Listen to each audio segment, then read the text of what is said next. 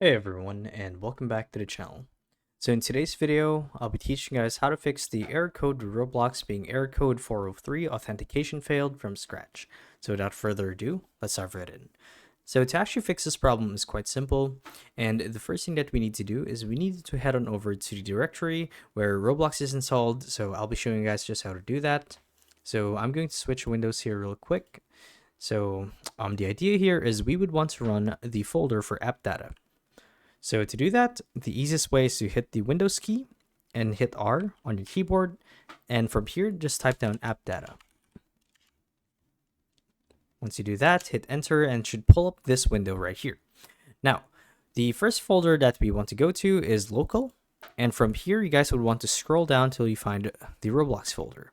Now, I actually have Roblox uninstalled on my PC, but it's pretty much the same deal. You just want to look for Roblox and delete the folder.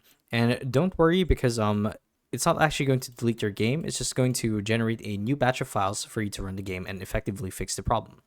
Now, if that still doesn't work, there's another file that we need to delete in local low.